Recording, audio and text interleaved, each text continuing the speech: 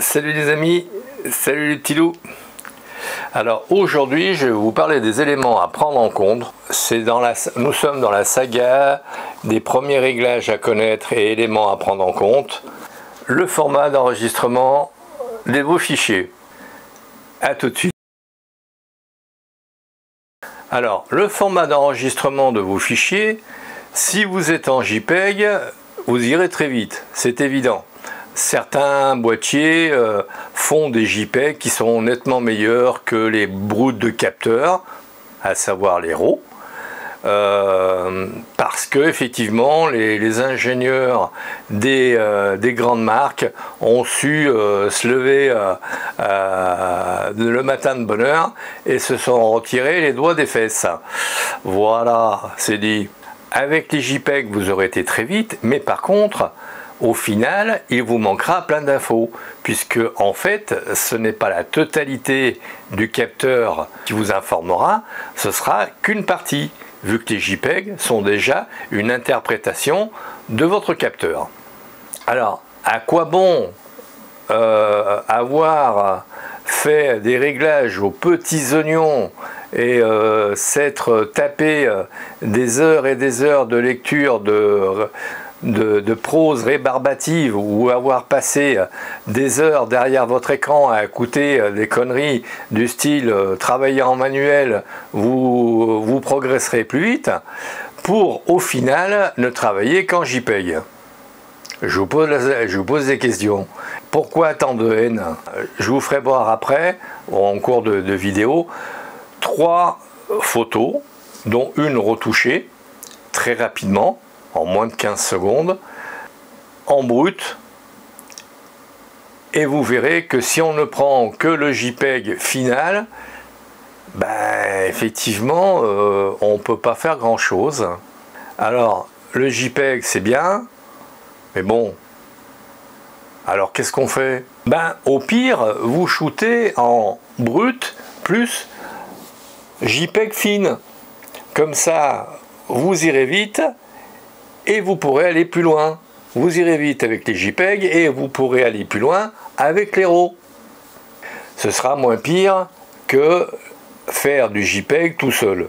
Alors vous allez me dire, ouais mais bon, tu nous as dit de nous mettre en 14 bits, ce qu'on a fait, on s'est mis en Adobe rouge vert bleu plutôt qu'en S rouge vert bleu, on s'est mis à 11-16 de diaphragme au lieu de 22 pour pas avoir de la diffraction. Bon bah on a mis toutes les chances de l'autre côté quand même. Ouais, c'est pas tout à fait faux, mais par contre, si vous étiez en RAW, si vous avez une photo de cramé, vous auriez pu la retoucher. Si vous avez exposé, pour les hautes lumières, sinon vous l'avez dans l'os. Alors un de vos potes vous a dit, bah tiens, tu devrais mettre tes photos en TIFF. C'est lourd, mais c'est du costaud. Ouais, enfin bon, sauf que c'est du costaud, mais je crois pas qu'il y ait de boîtiers qui travaillent en TIFF. Je ne connais pas tous les boîtiers, c'est évident. Mais je pense pas. Alors il y a le DNG aussi, qui est un digital négative mis au point par Adobe, mais qui n'est pas reconnu par tous les logiciels Adobe. Enfin Adobe, c'est quand même un comble. C'est pas vraiment un standard. Hein? Voilà. Il y a aussi le PNG, Portable Network Graphic. Mais bon, je m'égare. L'idéal, c'est le RAW. Pourquoi? Parce que il contient toutes les informations du capteur. Que ce format-là sera reconnu par tous les logiciels du fabricant, par exemple pour Nikon, ViewNX, sera toujours ouvrir vos fichiers, même par le premier Nikon qui a fait le premier RAW. C'est un format pérenne. Alors que bon, vous allez me dire, oui mais bon, maintenant les logiciels modernes savent ouvrir les JPEG, anciens et nouveaux. Ouais, on est d'accord, on est d'accord, on est d'accord. Sauf que le JPEG, c'est qu'une partie des informations du capteur. ce qui n'est pas le cas par exemple du DNG ou du TIFF, parce que c'est une interprétation. Bon, je vois dans le fond, il y en a qui s'énervent là en se disant mais ouais, mais bon, les logiciels maintenant ils ouvrent tout. Oui, sauf que rien ne vaut quand même quelque part un logiciel adéquat qui est fait pour travailler les RAW de votre Nikon ou de votre boîtier par exemple. Avec par exemple un RAW, vous aurez la capacité de récupérer des informations dans les lumières basses. Par exemple, vous exposez pour vos hautes lumières, je vous ferai voir après, et avec les ombres, vous tirez sur le curseur des ombres, vous éclaircissez les ombres et vous récupérez des infos, et la dominante de la photo ne bouge pas, ou très très peu. Donc vous aurez au final une photo bien exposée dans les basses et les hautes lumières comme il convient. Amen. Alors, pourquoi travailler en JPEG? C'est de la fainéantise. C'est quoi? C'est non, non, tout, mais pas ça. Non, non, va des rétros, Satanas. Bah, oui, un petit peu quand même. J'allais dire que le JPEG, c'est bien, mais si vous faites du RAW et que vous prenez un déamortisseur style DxO ou ViewNX ou Dieu sait quoi, par exemple photo sur les Mac, va lire les RAW sans aucun problème. Et on exporte en JPEG, mais très rapidement. Je veux dire, on passe un quart d'heure pour 50 à 100 photos. On passe pas un quart d'heure par photo. Ou alors, c'est que vous voulez pinailler et que vous avez des trucs à récupérer en tant que tel. Mais sinon, tout se passe très rapidement. Si vous avez bien exposé votre photo, si vous avez pris la mesure de la lumière au bon endroit, il n'y a pas de raison que ça se passe mal. Et puis, c'est pas vous qui me disiez que plus on a d'infos, plus mieux c'est, avec par exemple vos capteurs à 36 et 45 mégapixels. Alors maintenant, les 8 Tera sont monnaie courante à des prix raisonnables. On trouve même des 10 et 12 gigas. Certes à des prix un peu plus élevés, mais enfin bon, il faut savoir ce que vous souhaitez, si vous voulez avoir des informations ou pas. Donc plus d'excuses. Certains dérotiseurs comme DxO transforment un RAW en JPEG en moins de temps qu'il n'en faut pour le dire, et en automatique. Il fait en automatique des corrections d'aberrations, de déformations, tout cela en automatique. Et vous cliquez sur un bouton et ça y est, la photo est corrigée. Ça vous a demandé combien de temps? 2 secondes. Alors, si vous perdez des informations dans les hautes lumières parce que vous n'avez pas exposé pour les hautes lumières mais vous avez exposé pour les basses lumières, eh bien si vous perdez des informations, ce sera de votre faute.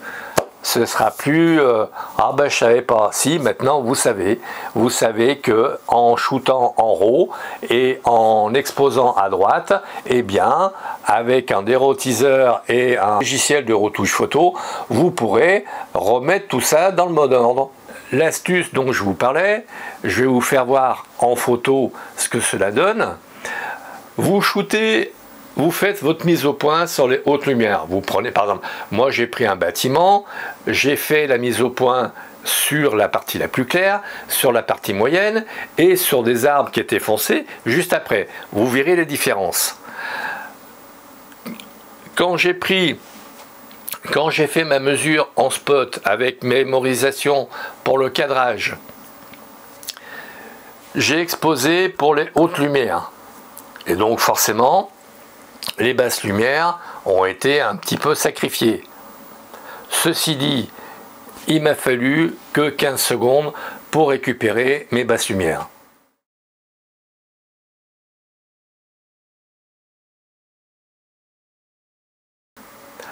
Bon, certains des rotiseurs arrivent à récupérer jusqu'à 2 stops dans les basses lumières, donc voire dans les hautes lumières, mais bon, je préfère exposer pour les hautes lumières et récupérer dans les basses lumières. C'est beaucoup plus facile et moins contraignant. Alors, je vous donne la preuve en image. Alors, la première image a été exposée pour les hautes lumières, donc les balcons sont relativement bien exposés et très éclairés. J'ai pris ma seconde photo sur le côté gauche du bâtiment, donc c'est légèrement plus à l'ombre. Et enfin, j'ai pris ma troisième photo sur les arbres, la mise au point sur les arbres, qui est bien foncée. Donc la troisième photo, et les arbres sont bien exposés, mais par contre les balcons sont cramés.